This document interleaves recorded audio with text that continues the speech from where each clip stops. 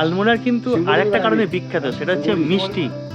Pedal করছে মেসো আর মনা, আর ভীমতালের জলে নেমে গেছি, একদম নিজেদেরকে ভাসিয়ে দিয়েছি। আজকে আমাদের সফরের শেষ দিন এইখানে। এখানে স্বামী বিবেকানন্দ ধ্যান করেছিলেন, সেই জায়গায় গিয়ে সত্যি একটা অদ্ভুত অনুভূতি মন্দিরে। আর এই ভোগ পেলাম, শিবের ভোগ। গাড়ি 5টার সময় ছাড়ার কথা ছিল, কিন্তু 4:45টার সময় মেসেজ করেছে যে গাড়ি ডিলে করছে, সেটা 6:10-এ ছাড়বে। এখন 6:10 বাজতে চলে, গাড়ি এখনও দেয়নি। রুকস্যাকের ব্যাগটা ছিঁড়ে গেছে, যার ফলে বেশি পাওয়া যাচ্ছে না, এক কাঁধে করে নিয়ে যেতে হচ্ছে। যদি আপনারা মানে লালকুয়া এক্সপ্রেসে ডিরেক্ট টিকিট না পান কোনো কারণে, নেতাজি সুভাষচন্দ্র বোস জাংশন গোমো, তেজাসের কামরা পুরো অন্ধকার। এই যে ঢুকছে জম্মুদা ভাই।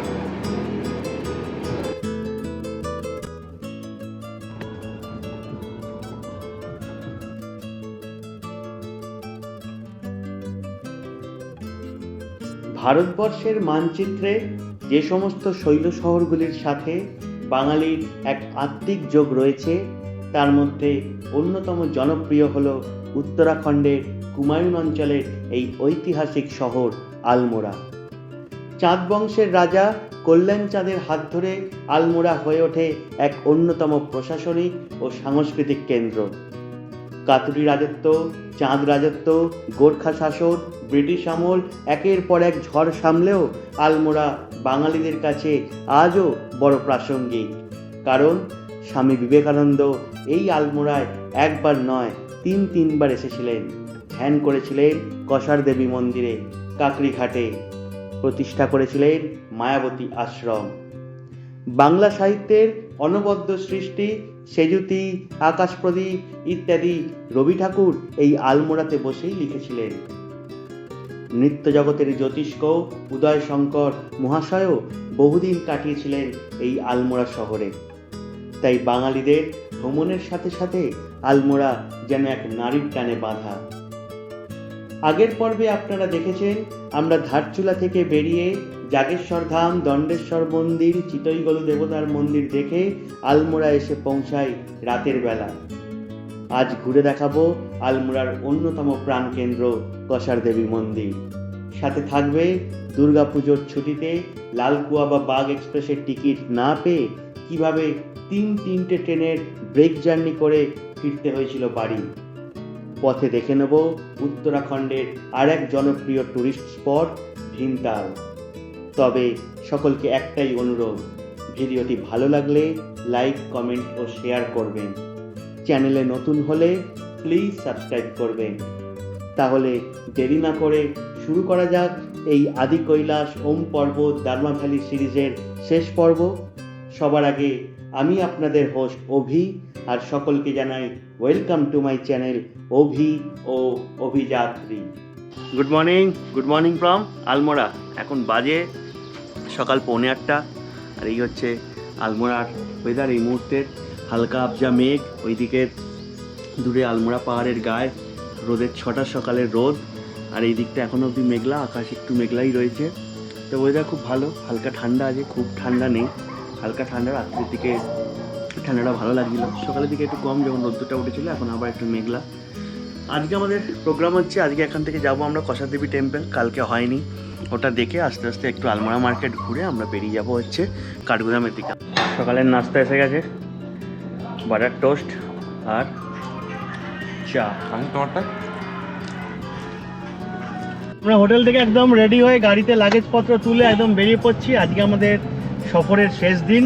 ফার্স্টে আমরা যাবো হচ্ছে কসার দেবী টেম্পল, জাস্ট এইখান দিয়ে গিয়ে একটা ইউটার্ন পরে ইউটার্ন দিয়ে পুরো উঠে যেতে হয় আলমোড়ার এখান থেকে।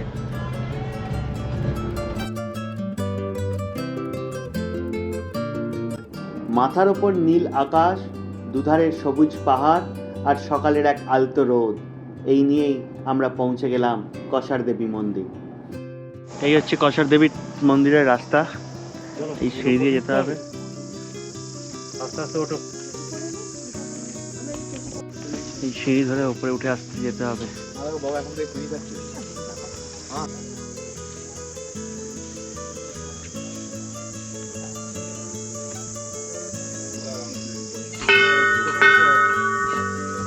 হিমালয়ের কোলে যে কটি আধ্যাত্মিক স্থান আছে তার মধ্যে অন্যতম আকর্ষণীয় হল কসার দেবী মন্দির। আনুমানিক 2য় শতাব্দীতে দেবী দুর্গার এক রূপকে অবলম্বন করে নির্মিত হয় এই কসার দেবী মন্দির। পুরাণ মতে কসার দেবী হল দেবী দুর্গার কৌশিকী রূপ। এই রূপ ধারণ করেই দেবী শুম্ভ ও নিশুম্ভ 2 অসুরকে হত্যা করেন। বাঙালিদের সাথে কসার দেবী মন্দিরের যোগসূত্র স্বামী বিবেকানন্দের হাত ধরে। ইতিহাস ঘেঁটে দেখা গেছে 1890 সালে স্বামী বিবেকানন্দ এই আলমোড়া শহরে এসেছিলেন এবং এই কসার দেবী মন্দিরে ধ্যান করেছিলেন। পরবর্তীকালে এখানে আসেন বিখ্যাত সঙ্গীত শিল্পী বব ডিলান, আসেন ড্যানিশ সাহিত্যিক আলফ্রেড সোরেনসেন এবং এখানেই তিনি রচনা করেন তার বিখ্যাত সৃষ্টি the Tibetan book of the dead.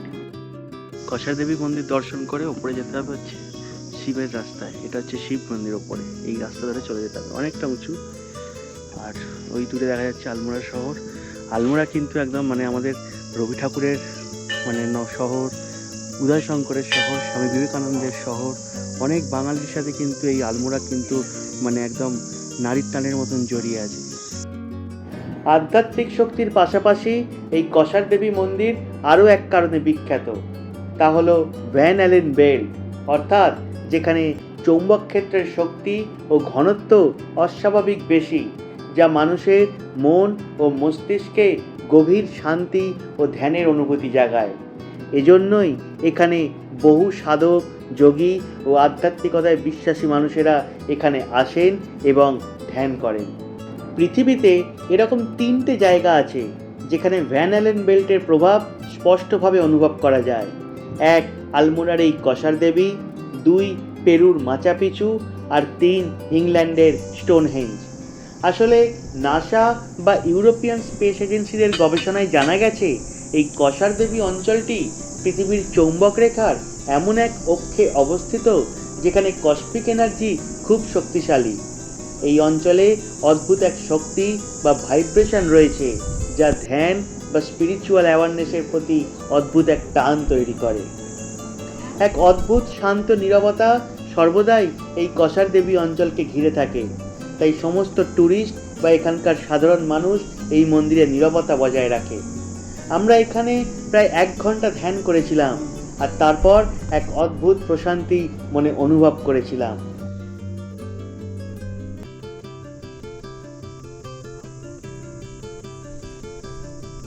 এখানে কথা আসতে বলছি, তার কারণ হচ্ছে এখানটা হচ্ছে সাইলেন্স জোন। তো পুরো নীরবতাই এখানে মেনটেন করাটা হচ্ছে আসল কাজ, এবং সমস্ত দর্শনার্থীরা বা সমস্ত শ্রদ্ধালু যারা আসেন তারা সবাই নীরবতা মেনটেন করেন। এই হচ্ছে কসার দেবী টেম্পল থেকে একটু ওপরে শিবের মন্দির। শিব মানেই হচ্ছে শান্ত, নিস্তব্ধ।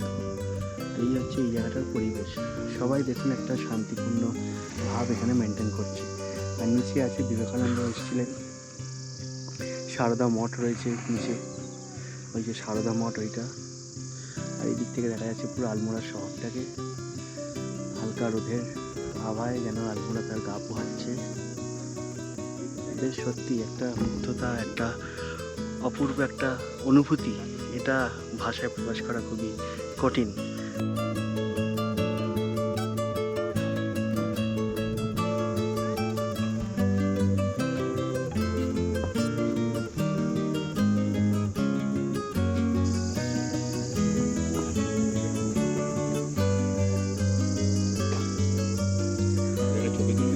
পরে এসেছি শিবের মন্দিরে, আর এই ভোগ পেলাম, শিবের ভোগ। আর এই হচ্ছে মন্দির থেকে নিচের বিউটি।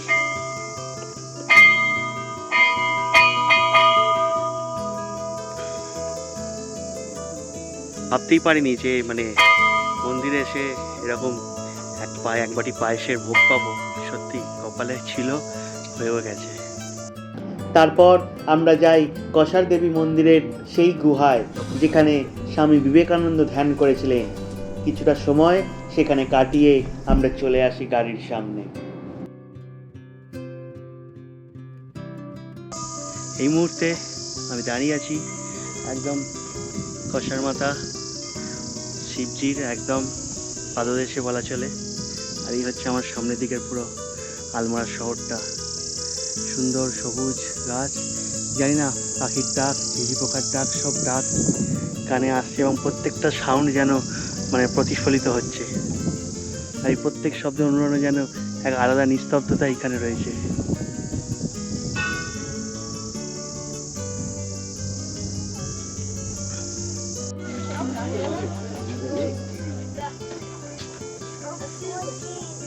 আলমোড়ার কসর দেবী টেম্পল ঘুরে ওপরে শিবজির জায়গায় গিয়ে, যেখানে স্বামী বিবেকানন্দ ধ্যান করেছিলেন, সেই জায়গায় গিয়ে সত্যি একটা অদ্ভুত অনুভূতি। আবার আসবো, এই কথাটুকু আমি বলে গেলাম, আবার আসবো।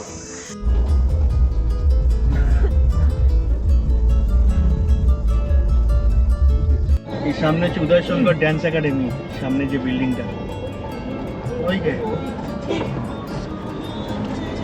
উদয়শঙ্করের এসে একাডেমিতে তো অমলাশঙ্কর নাস্তিক। বিবেকানন্দ দ্বার, দেবভূমি, উত্তরাখণ্ড। আহা, ছবিতে তুলে নেই।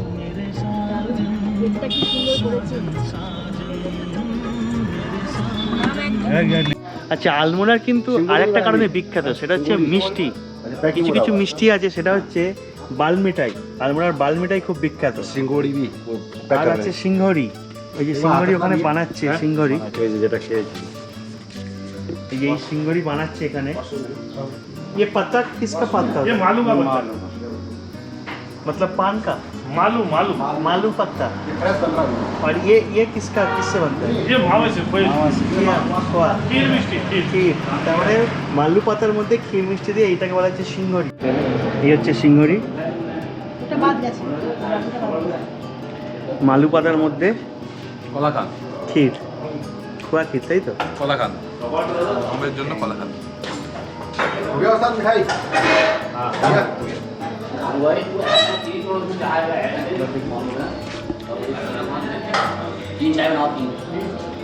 ভালোই আছে গো এটাতে।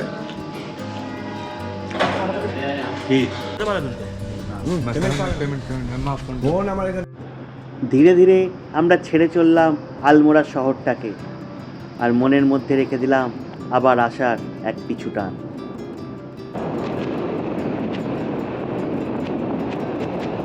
আলমোড়া থেকে প্রায় 50 কিলোমিটার পথ পেরিয়ে দুপুর 12টা নাগাদ আমরা এসে পৌঁছালাম কাঁইচিধাম নিমকরলি বাবার আশ্রম। কাঁচিধাম মন্দির, কাঁচিধামে নিমকরলি বাবার মন্দিরে। কাঁইচিধাম বা নিমকরলি বাবার আশ্রম। নিমকরলি বাবা ছিলেন ভারতবর্ষের এক হিন্দু সাধক, যিনি সাধারণ মানুষের কাছে পরিচিত ছিলেন মহারাজ নামে। আনুমানিক 1900 খ্রিস্টাব্দে উত্তরপ্রদেশে জন্মগ্রহণ করেন এবং 11 বছর বয়সে পরিবার ছেড়ে বেরিয়ে পড়েন আধ্যাত্মিক টানে।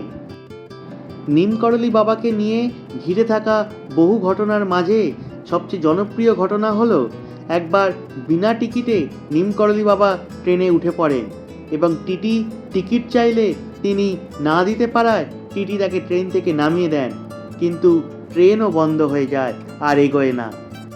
তখন কেউ বলেন সাধু বাবাকে ট্রেনে তুললেই এই ট্রেন আবার চলবে। বাধ্য হয়ে আবার মহারাজকে ট্রেনে তোলা হয় এবং ট্রেন চলতে শুরু করে। এই ঘটনার পরে রেল মন্ত্রক থেকে উত্তরপ্রদেশে নিমকরলি নামে রেল স্টেশনও স্থাপন করা হয়। বৃন্দাবন, ঋষিকেশ, সিমলা প্রভৃতি বহু আশ্রমের মধ্যে তার জনপ্রিয় আশ্রম হলো এই কাঁইচিধাম, যা নির্মিত হয় 1964 সালে। প্রায় 73 বছর বয়সে নিমকরলি বাবা বৃন্দাবনে দেহত্যাগ করেন। আসলে এখানে পর্বতের 2 রিজ এমনভাবে অবস্থিত যা দেখে কাঁচির মতো লাগে, তাই এই আশ্রমের নাম করা হয় কাঁচিধাম।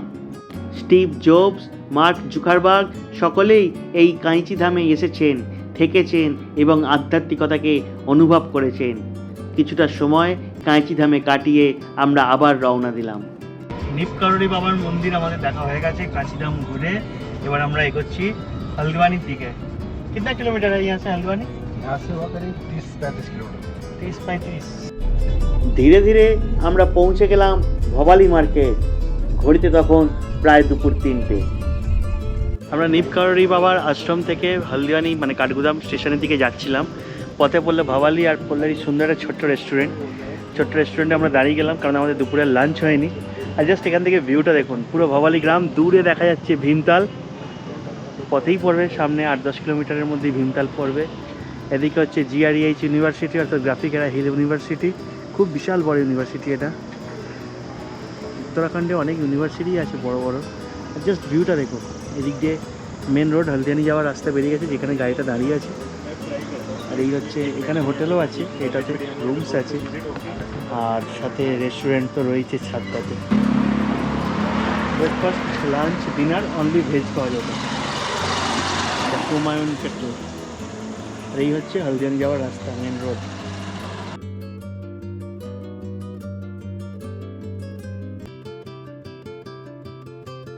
ভাত, ডাল আর একটা সবজি দিয়ে সেরে নিলাম সেদিনের দুপুরের লাঞ্চ। দামটাও রিজনেবল।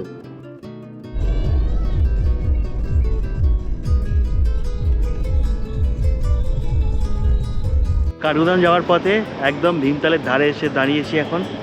কিছুক্ষণ সময়টা কাটিয়ে নিয়ে তারপর আমরা রওনা দেব। উত্তরাখণ্ডের কুমায়ুন রিজিয়নের অন্তর্গত নৈনিতাল জেলার আর এক আকর্ষণীয় প্রাণকেন্দ্র হল এই ভীমতাল লেক, যার নামকরণ হয় মহাভারতের পঞ্চপাণ্ডবের দ্বিতীয় পাণ্ডব ভীমের নামানুসারে।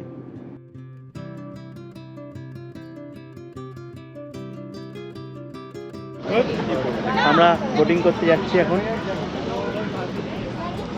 ভীমতালে বোটিং করব বলে ঠিক করলাম।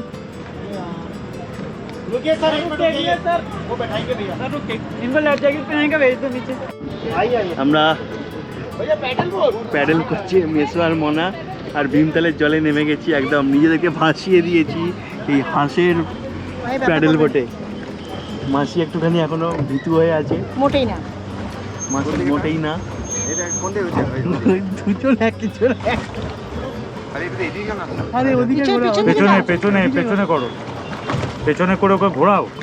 এই ওদিকে ঘোরা। ওদের উপর দায়িত্ব দিতে লাভ হয়নি রে। মা সেই আমরা মোড়েতে চলে এলাম। এবারে সামনে মারো এদিকে, না না এদিকে যাবো, এদিকে যাবো, এদিকে। সামনে মারো ওদিকে, পরে আবার ঘোরাবি। আর ঘোরাতে পারে ওদিকে যান, সামনে চল। বাবা পুরো জ্যাকেটটা খুলে এই দিয়েছে। যে আমরা এবারে সামনের দিকে এগোচ্ছি আস্তে আস্তে। জ্যাকেটটা খুলিস না।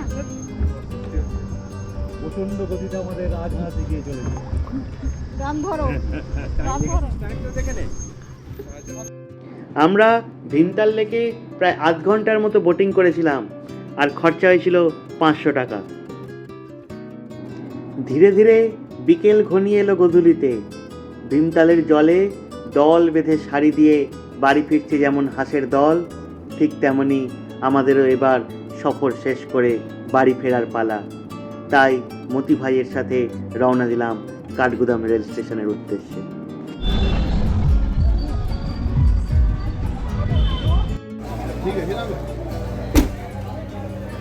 छोड़ने अब वीडियो भी नहीं बना सकता मैं तो, क्योंकि मेरा कैमरा ही नहीं था। তো আমাদের সফর শেষ হলো মতি ভাইয়ের সাথে। মতি ভাই कैसा लगा हमारे साथ घूम के? मुझे तो आप लोगों के साथ बहुत अच्छा लगा, लेकिन आप बताइए मेरे साथ पूरे ट्रिप में कैसा लगा आपको? हम लोगों का तो बहुत अच्छा लगा, हम लोग तो पूरा एकदम अच्छा लगा? जम के घुमा। फिर नेक्स्ट फिर उसके बाद नेक्स्ट टूर फिर जब होगा आएंगे, आपका कॉन्टैक्ट नंबर बता दीजिए। 8532845777। एक ये मेरा एयरटेल का नंबर है और एक जियो का नंबर 9411118814। अच्छा, ये क्या मेरा क्या गाड़ी है आपके पास? मेरे पास स्कॉर्पियो, फॉर्चूनर और डिजायर है, और बाकी कोई और गाड़ी भी उपलब्ध करा देंगे अगर किसी को जो चीज़ ज़रूरत पड़े। कहाँ कहाँ पे ट्रिप करवाते हो? पूरा उत्तराखंड, पूरा नैनीताल फैनीताल सब, पूरा उत्तराखंड, গাড়ওয়াল কুমায়ুন সব। पूरा पूरा। তো যদি আপনারা আসেন কন্ট্যাক্ট করে নেবেন অবশ্যই। और ये था हमारा फॉर्च्यूनर गाड़ी जिसमें हम लोग घूमे थे। ভারাক্রান্ত মনে মতি ভাইকে বিদায় জানিয়ে লাগেজপত্র নিয়ে আমরা প্রবেশ করলাম প্ল্যাটফর্মে। আমাদের রানীক্ষেত্র এক্সপ্রেস রয়েছে 8:30টার সময়। তো রাতের খাবার দাবারটা স্টেশন থেকে তুলে নেবো, সেটার জন্য এখন খাবার খুঁজতে বেরিয়েছি।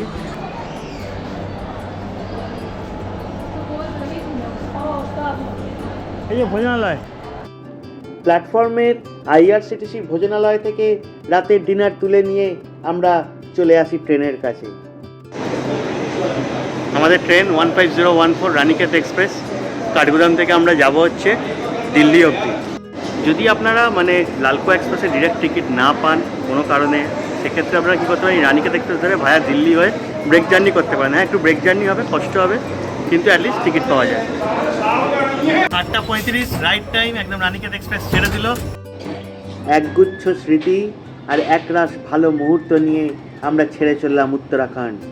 সারাদিনের ক্লান্তিতে তাড়াতাড়ি ডিনার সেরে শুয়ে পড়লাম নিজের বাড়িতে। 4:15 বাজে আর আমরা নামলাম ওল্ড দিল্লি জাংশনে। আমাদের এবারে বিকেলে রাজধানী আছে নিউ দিল্লি থেকে, দেখে এবার হোটেলের দিকে আস্তে আস্তে মুভ হবো। এই হচ্ছে old Delhi junction, Ranikhet express. আমরা এলাম।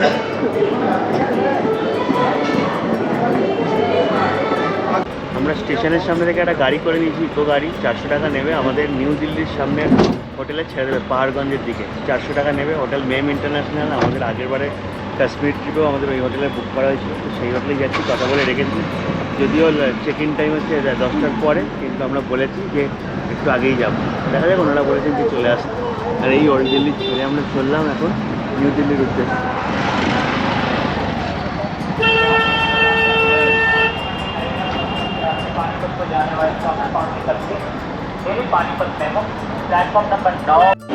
আমরা চলে এসেছি নিউ দিল্লি স্টেশনে। আমাদের গাড়ি হচ্ছে নিউ দিল্লি ভুবনেশ্বর 20818 তেজাস রাজধানী এক্সপ্রেস। গাড়িটা 5টার সময় ছাড়ার কথা ছিল, গাড়িটা লেট রিস্কেডিউল হয়েছে 6:10-এ। তো 6:10-এ ছাড়বে, যেহেতু গাড়িটা ঢুকে হচ্ছে লেট। তো এবার দেখা যাক কতক্ষণে গাড়ি দেয়, তারপর উঠে বসতে হবে। তবে এই প্রথমবার তেজাস রাজধানী চড়বো, তেজাস গাড়িটা চড়বো, এটার একটা আলাদা এক্সাইটমেন্ট রয়েছে। গাড়ি 5টার সময় ছাড়ার কথা ছিল, কিন্তু 4:45টার সময় মেসেজ করেছে যে গাড়ি ডিলে করছে, সেটা 6:10-এ ছাড়বে। এখন 6:10 বাজতে চলে, গাড়ি এখনও দেয়নি। এতক্ষণে গাড়ি ঢুকছে।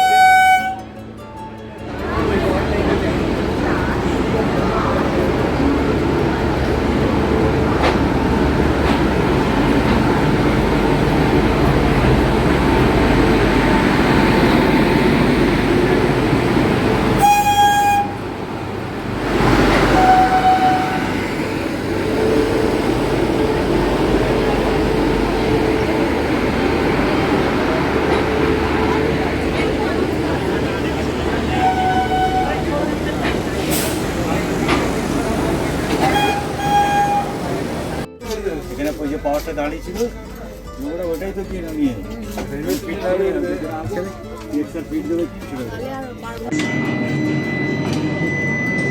Automatic lock system. গাড়ি নিউ দিল্লি ছেড়ে বেরিয়ে চললো তেজাস। 6:36-এ ছাড়লো। এখন কখন ঢোকায় দেখানো যাক। আমাদের বুকিং আছে গোমো অবধি। গোমোতে আমরা নেমে যাব, তারপর ওখান থেকে আবার আসানসোলের দিকে বেরোবো।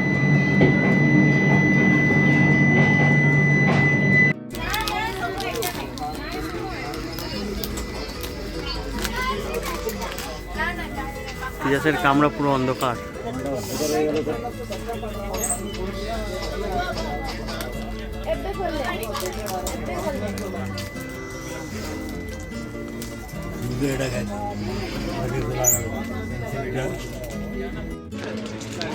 স্ন্যাক্স এসছে, বিকানির লাইট চিড়া, কচুরি, স্যান্ডউইচ।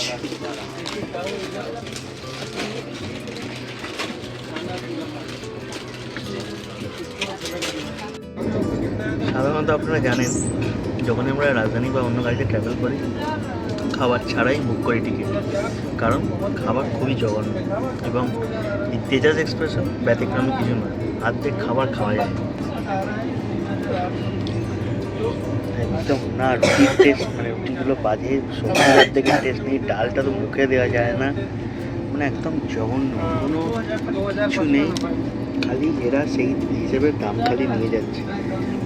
আর জঘন্য, একটা টয়লেট কাজ করছে না, অর্ধেক টয়লেট আউট অফ সার্ভিস, মানে কোচের মেনটেনেন্স, কোচের অ্যাটেন্ডেন্ট কিচ্ছু নেই।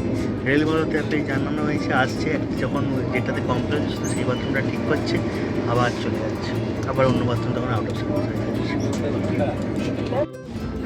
সকাল সকাল দিয়েছে চা, মা এদিকে চা বানাচ্ছে।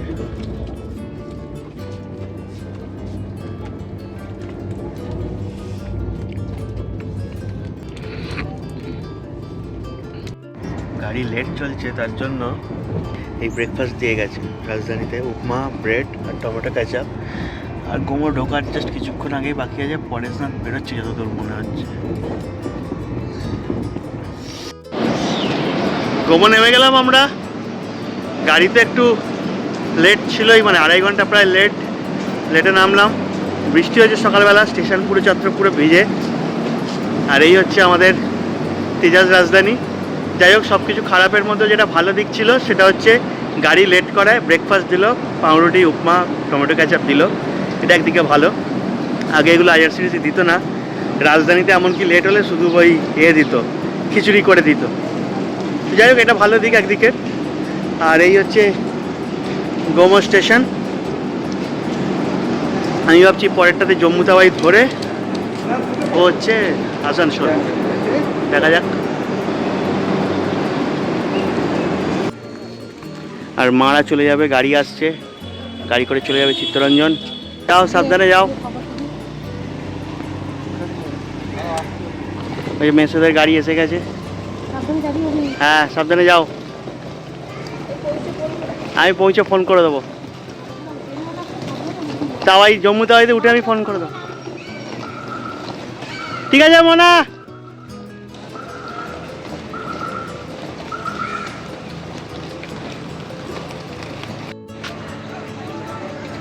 নেতাজি সুভাষচন্দ্র বোস জাংশন, গোমো। 1941 সালে ব্রিটিশরা যখন নেতাজিকে তার এলগিন রোডের বাড়িতে গৃহবন্দী করে রেখেছিলেন, তখন তিনি ছদ্মবেশ ধারণ করে 16ই জানুয়ারি তার ভাইপো শিশির কুমার বোসের গাড়িতে চেপে পৌঁছে যান এই গোমো স্টেশনে। এবং এখান থেকেই তিনি কালকা মেল ধরে যাত্রা শুরু করেন দিল্লি হয়ে, পেশোয়ার হয়ে জার্মানির উদ্দেশ্যে। সেই ঘটনার পরিপ্রেক্ষিতে 2009 সালে এই গোমো স্টেশনের নামকরণ করা হয় নেতাজি সুভাষচন্দ্র বোস গোমো রেলওয়ে স্টেশন।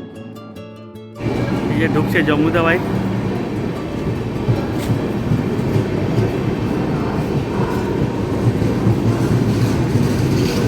আমি গোমো স্টেশন থেকে ডাউন জম্মু তাওয়াই এক্সপ্রেস ধরে পৌঁছে যাই আসানসোলে, কারণ সেখান থেকে আমি যাব বাঁকুড়ার মধুকুণ্ডা। গাড়ি এসে ধানবাদ পৌঁছলো, মোটামুটি রাইট টাইমেই আছে। আসানসোল স্টেশনে পৌঁছে গেছি, এখনও কিন্তু সফর শেষ হয়নি। এবারে আসানসোল থেকে ধরবো আসানসোল আদ্রা মেমু, ধরে নামবো মধুকুণ্ডা স্টেশন। মধুকুণ্ডা থেকে তারপর রানুর বাবা আসবে, রানুর বাবার সাথে যাবো হচ্ছে রানুদের বাড়ি। চারটে ট্রেনকে ব্রেকআপ করে পৌঁছাচ্ছি লাস্টে, দেখা যাক। ফার্স্টে উত্তরাখণ্ড থেকে কাঠগুদাম থেকে ধরেছি রানীক্ষেত এক্সপ্রেস, ধরে দিল্লি থেকে ভুবনেশ্বর রাজধানী, ধরে গোমো থেকে জম্মু তাওয়াই, ধরে আসানসোল স্টেশন। এবার আসানসোল থেকে আদ্রা মেমু ধরবো, আদ্রা মেমু ধরে যাব হচ্ছে মধুকুণ্ডা। চলুন সফরটা শেষ হোক আস্তে আস্তে এইভাবেই। আদ্রা প্যাসেঞ্জারে বসে গেছি আসানসোলের 1 নম্বর প্ল্যাটফর্মে এসে। এবার এখান থেকে যাব হচ্ছে মধুকুণ্ডা। মধুকুণ্ডা হচ্ছে রানুদের যে গ্রাম বামুনতরের নিয়ারেস্ট স্টেশন হচ্ছে মধুকুণ্ডা। তো আসানসোলের পর স্টেশন হচ্ছে বার্নপুর, তারপর দামোদর, তারপর হচ্ছে মধুকুণ্ডা। 12টা 5-এ ছাড়বে গাড়ি। রুকস্যাকের ব্যাগটা ছিঁড়ে গেছে, যার ফলে বেশি পাওয়া যাচ্ছে না, এক কাঁধে করে নিয়ে আসতে হচ্ছে। এই যে একটা পাল্লা পুরো ছিঁড়ে গেছে। অনেক ট্রেকের সাক্ষী আমার এই রুকস্যাকটা। মোটামুটি 1টার মধ্যে মধুকুণ্ডা নেমে যাওয়ার কথা। 12টা 5-এ ছাড়লে মোটামুটি 12টা 40-এর মধ্যে মধুকুণ্ডা নেমে যাওয়ার কথা। এবারে যদি গাড়ি লেট করে, ছাড়তে দেরি করে, তাহলে আলাদা ব্যাপার। এই হচ্ছে মধুকুণ্ডা। মধুকুণ্ডায় নেমে রানুর বাবার সাথে বাইকে চেপে পৌঁছে যায় রানুদের বাড়ি। ভিডিওটি ভালো লাগলে লাইক, কমেন্ট ও শেয়ার করবেন। এই আদি কৈলাস ওম পর্বত দার্মা ভ্যালি সিরিজ আপনাদের কেমন লাগলো তা কমেন্ট করে অবশ্যই জানাবেন। চ্যানেলে নতুন হলে প্লিজ সাবস্ক্রাইব করবেন। দেখা হবে আবার নতুন কোনো জায়গার ভ্রমণ নিয়ে, নতুন কোনো গল্প নিয়ে। ভালো থাকবেন, সুস্থ থাকবেন। ধন্যবাদ।